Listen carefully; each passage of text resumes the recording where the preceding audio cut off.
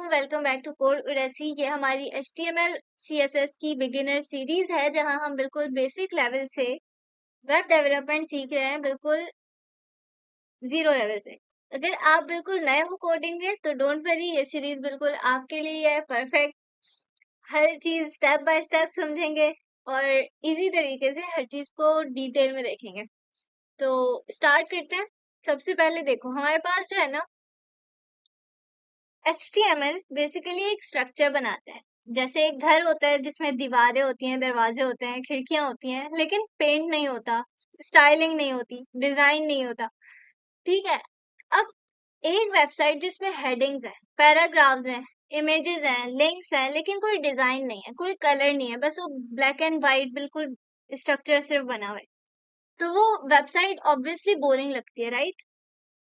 लेकिन अब जब हम उस स्ट्रक्चर को डिजाइन करना चाहें, उसमें colour, style, layout, fonts, backgrounds वगैरह सब कुछ डाल दें, तो उसके लिए हम यूज करते हैं CSS। ठीक है। अब इस वीडियो में हम समझेंगे CSS क्या होती है, CSS कैसे काम करती है और कैसे यूज होती है एक वेबसाइट को ब्यूटीफुल बनाने के लिए। लास्ट वीडियो में हमने HTML के बिल्कुल बेसिक फंडामेंटल्स देखे थे कि HTML क्या होती है और टैग्स क्या होते हैं, एलिमेंट्स, एट्रीब्यूट्स क्या होते हैं। इस वीडियो में हम देखेंगे CSS के बारे में। अब CSS का मतलब क्या? CSS की फुल फॉर्म है कास्केडिंग स्टाइल शीट। अब कास्केडिंग का मतलब है कि अगर एक ही HTML एलिमेंट पर मल्टीपल CSS रूल्स अप्लाई हो रहे हो, तो ब्राउजर एक प्रायोरिटी सिस्टम की बेस पर डिसाइड करता है कि कौन सा रूल पहले अप्लाई होगा और कौन सा बाद।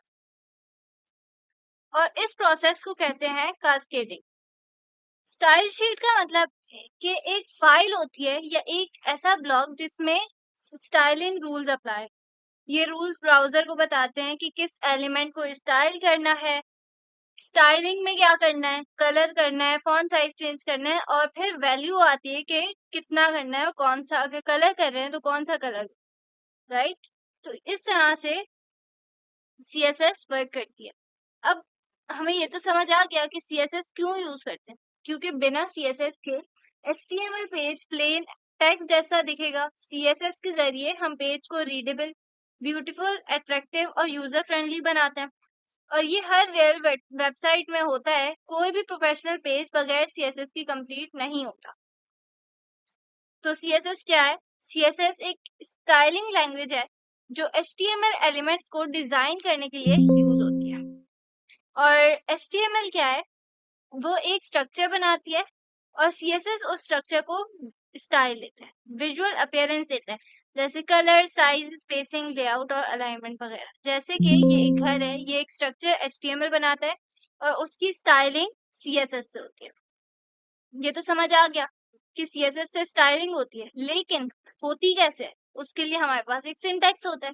हमारे पास वैसे तो तीन मेथड्स होती, तीनों मेथड्स में हम अलग अलग तरह से स्टाइलिंग कर सकते हैं अपने वेबसाइट की, वो समझते हैं। अब CSS अप्लाई करने के हमारे पास तीन मेथड्स हैं, इनलाइन CSS, इंटरनल CSS और एक्सटर्नल CSS। अब इनलाइन CSS क्या होती है? इनलाइन CSS में HTML टैग के अंदर ही स्टाइल एट्रीब्यूट लिखकर हम डायरेक्टली स्टाइल अप्लाई कर सकते हैं और इसकी प्रायोरिटी हाईएस्ट होती है, क्विक टेस्टिंग हो जाती है। ठीक है। लेकिन ये रिकमेंडेड मेथड है। क्यों? वो हम अपने VS कोड में देखते हैं। एक फोल्डर बना देते हैं, ठीक है। वेब डेस्कटॉप पे जाएंगे, फोल्डर बनाएंगे, CSS ट्यूटोरियल के नाम से एक फोल्डर बना लेते हैं, ठीक है। और इसको हम खोलते हैं VS कोड के अंदर। यहाँ से जाएंगे फाइल के अंदर, फाइल में जाके ओपन फोल्डर सिलेक्ट करेंगे और फिर जो भी हमने अपना फोल्डर बनाया था डेस्कटॉप के ऊपर, वो हम सिलेक्ट कर लेंगे। अब यहाँ पे फोल्डर हमारा ओपन हो रहा है, ठीक है। ये हमारा फोल्डर ओपन हो गया, सही है। इसके अंदर हम एक फाइल बनाते हैं, CSS basics .html। ये है हमारी HTML फाइल, क्योंकि इसके अंदर .html एक्सटेंशन है।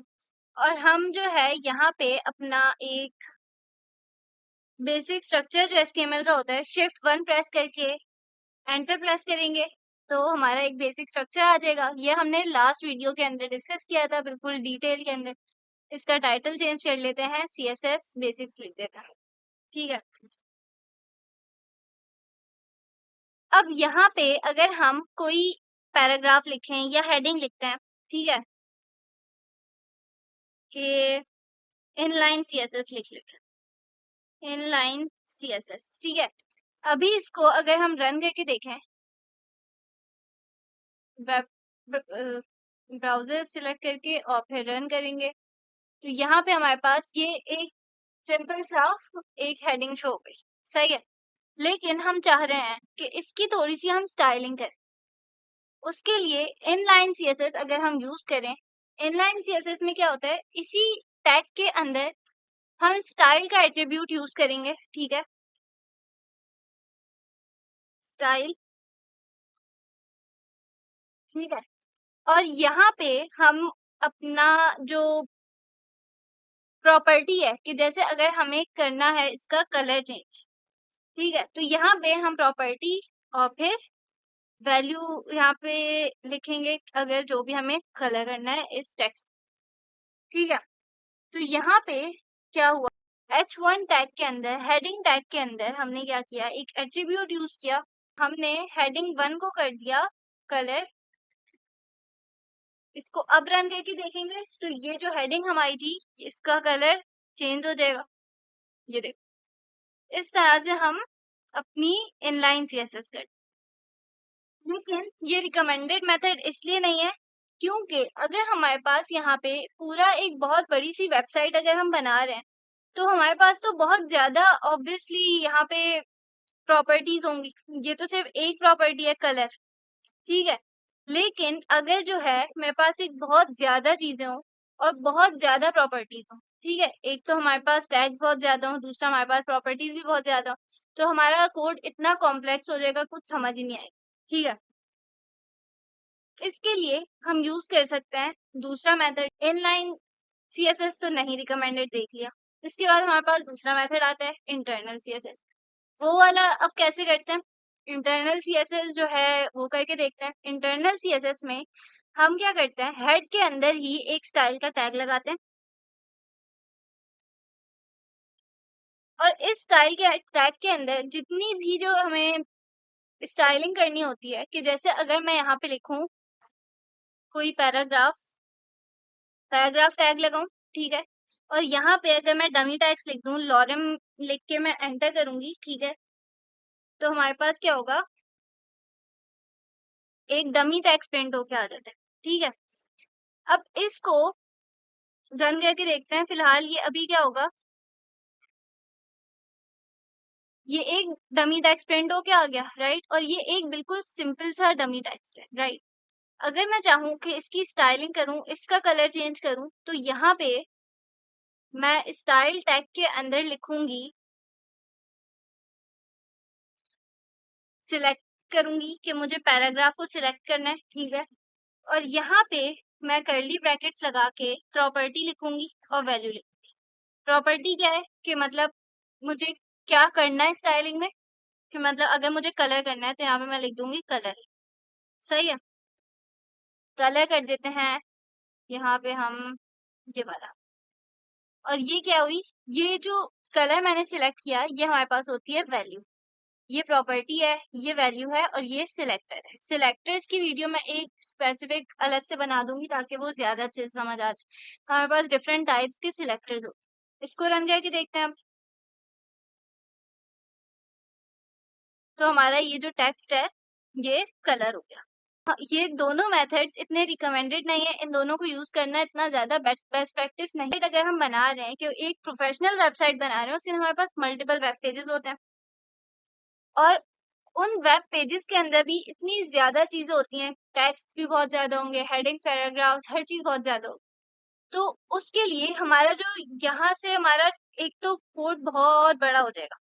इसके लिए हम यूज कर सकते हैं एक्सटर्नल CSS। एक्सटर्नल सीएसएस को कैसे यूज करते हैं वो देखते हैं। यहाँ मैं एक स्टाइल शीट जो है अलग से बना लूंगी, न्यू फाइल में जाऊंगी और यहाँ पे डालूंगी एक्सटर्नल सीएसएस के नाम से मैं एक फाइल बना लेती हूँ। एक्सटर्नल डॉट सीएसएस, मैं उसके अंदर एक्सटेंशन डालती हूँ, ठीक है। डॉट सीएसएस से पता चल जाएगा कि अच्छा ये स्टाइल शीट जो है सीएसएस की है। अब यहाँ पे मैं अपनी स्टाइलिंग करूंगी, सही है। अब स्टाइलिंग कैसे करूंगी मैं, हमारे पास वही सिंटैक्स तो एक ही होता है, सिंटैक्स अभी समझते हैं। सिलेक्टर आता है सबसे पहले, सिलेक्टर्स के हमारे पास डिफरेंट टाइप्स होते हैं, सही है। और उन टाइप्स की हम देख लेते हैं, डिफरेंट डिफरेंट होती हैं, वो साइड डिस्कस करेंगे डिटेल के अंदर, वो वीडियो आ जाएगी इसके बाद। उसके बाद आती है हमारी प्रॉपर्टी। प्रॉपर्टी क्या होती है कि हम ब्राउजर को बताते हैं कि अच्छा हमें कौन सी क्या स्टाइलिंग करनी है, ठीक है। कि अब हमें कलर करना है या फिर हमें जो है साइज चेंज करना है अपने हेडिंग का या पैराग्राफ का या जिस भी चीज का, ठीक है। सिलेक्टर बताता है कि क्या क्या हमें सिलेक्ट करना है, हेडिंग, पैराग्राफ या फिर कोई आईडी, क्लास, क्या। और हमें प्रॉपर्टी बताती है कि अच्छा हमें स्टाइलिंग क्या करनी है और उस स्टाइल में क्या वैल्यू अप्लाई होगी। वैल्यू, अब जैसे अगर मैं फॉर एग्जाम्पल कलर सिलेक्ट कर रही हूँ, ठीक है। कलर तो सिलेक्ट कर रही हूँ, कौन सा कलर सिलेक्ट कर रही हूँ ये भी तो बताना पड़ेगा, तो ये हम इस तरह से बताते हैं। अब इधर मैं यहाँ पे करके देखते हैं किस तरह से वो करेंगे। यहाँ पे मैं एक पैराग्राफ लिखती हूँ, ठीक है। यहाँ पे मैं लिखती हूँ पैराग्राफ के दिस इज एक्सटर्नल सीएस, ठीक है। अब इसको मैं रन करूंगी, ठीक है। और यहाँ पे भले मैं स्टाइलिंग कर भी लूं तो ऐसे तो यहाँ पे कुछ भी नहीं होगा, ये स्टाइलिंग अप्लाई नहीं होगी। इसके लिए मुझे ब्राउजर को ये भी तो बताना पड़ेगा कि अच्छा मैंने कहीं और पे किसी और फाइल के अंदर स्टाइलिंग की हुई है। तो उसके लिए यहाँ पे हेड के अंदर मैं क्या करूंगी, हेड के अंदर मैं एक लिंक जो है स्टाइल शीट को लिंक कर दूंगी। और यहाँ पे जो है मैं रेफरेंस में क्या लिखूंगी, अपने स्टाइल शीट का नाम। मैंने बनाई है एक्सटर्नल डॉट सीएसएस के नाम से फाइल, तो मैंने वो यहाँ पे लिख दिया। अब मैं अगर यहाँ पे स्टाइल शीट के अंदर कोई भी पैराग्राफ को जो है स्टाइलिंग करती हूँ या किसी भी चीज को स्टाइलिंग करती हूँ, तो क्या होगा, वो स्टाइलिंग अप्लाई होगी। इसको कलर कर देते हैं और इसमें हम कलर सिलेक्ट कर लेते हैं ये वाला। अब इसको, ये हमारा क्या हुआ, ये एक्सटर्नल सीएसएस जो है ये भी स्टाइल हो गया। तो इस तरह से हमारी इनलाइन सीएसएस, एक्सटर्नल सीएसएस और इंटरनल सीएसएस वर्क करता है। और इसमें सबसे ज्यादा रिकमेंडेड कौन सा है, एक्सटर्नल सीएसएस है।